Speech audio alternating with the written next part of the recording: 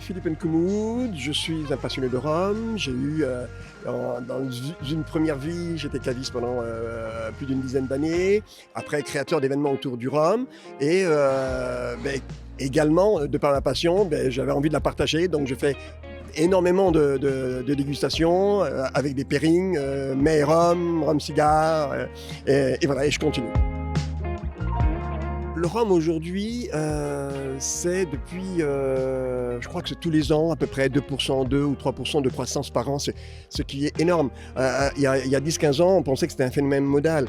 Et aujourd'hui, force est de constater qu'il y a eu un tel engouement pour les rhums d'abord de mélasse, puis aujourd'hui sur les rhums que nous affectionnons, pour lesquels j'ai un peu une petite inclinaison, qui sont les rhums pur jus de canne. Et c'est vrai que les deux se sont tirés la bourre. Et aujourd'hui, on a des rhums premium sur les rhums, les rhums agricoles ou pur jus de canne. Et à la fois, on assiste aussi à cette premiumisation sur les rhums dits traditionnels ou de mélasse. Alors à La Rochelle aujourd'hui, c'est un projet qu'on a mené avec des amis. L'idée, c'était de donner la parole et plus de visibilité à des créateurs de rhum. Et là, aujourd'hui, on a 2 jours à La Rochelle, après Bordeaux, à la Cité du Vin en avril. Voilà, c'est offert l'opportunité de venir à La Rochelle. On est très heureux parce que c'est pendant en plus la célèbre fête du nautisme via le Grand Pavois. Et aujourd'hui, donc, on accueille des micro-distilleries, des embouteilleurs indépendants, des créateurs de rhum, et de belles maisons de rhum martiniquais et guadeloupéens. Les 3 grandes maisons de rhum pur jus de canne, c'est La Favorite, c'est Baie des Trésors et c'est Biel. À côté de cela, vous avez aussi beaucoup de créateurs de rhum, que ce soit des rhums arrangés, que ce soit des rhums épicés, que ce soit des rhums infusés. On a Darwin, qui sont des Bordelais un peu comme moi, ils sont du bassin d'Arcachon. On a également Délices Métis, qui font aussi des belles préparations de rhum, et eux, ils sont plutôt de la Rochelle. Et puis on a un Africain qui fait des rhums depuis le Bénin, des purs jus de canne, fait des rhums arrangés, mais des rhums pur jus également, vieillis et pas vieillis. Et c'est une tuerie. C'est vraiment, si jamais vous avez la chance de passer, ça va être difficile, mais en tout cas, voilà, on réunit l'écosystème, mais pas uniquement autour de notre région, mais des créateurs qui voulaient venir sur cette région-là, qui est la Charente-Maritime, qui est une terre de cognac, d'armagnac et de pinot. Le Sorum, c'est une vitrine qu'on souhaiterait pour les amoureux de rhum et les passionnés de rhum. C'est cette vitrine-là qu'on souhaite effectivement, dont on voudrait être les ambassadeurs, les acteurs. Voilà, ça serait ça. Une anecdote.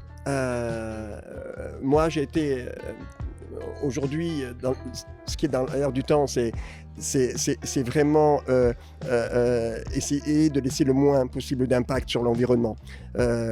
Et là, j'ai mes copains de Tres Hombres qui sont là, qui ont relancé le commerce à la voile sans assistance moteur.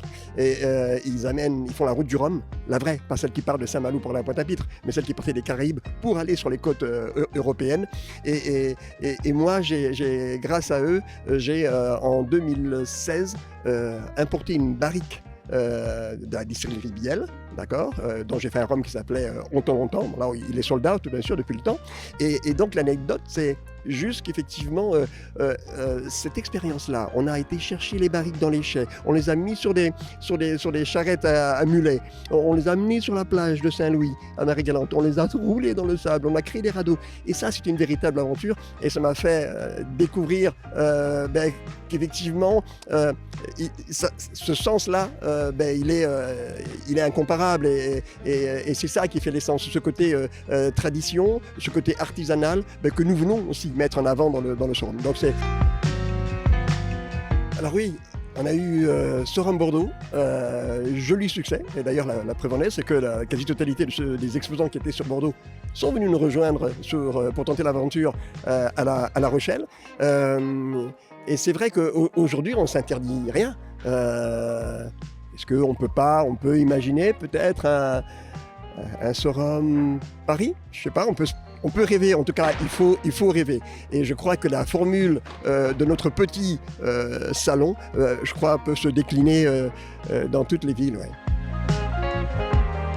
Alors aujourd'hui, on parlait tout à l'heure de ce changement, de cette premiumisation sur les rhums. Le rhum n'est plus une boisson de pirate. Aujourd'hui, vraiment, on fait de l'excellence. Même sur les rhums blancs, on fait des rhums de bouche.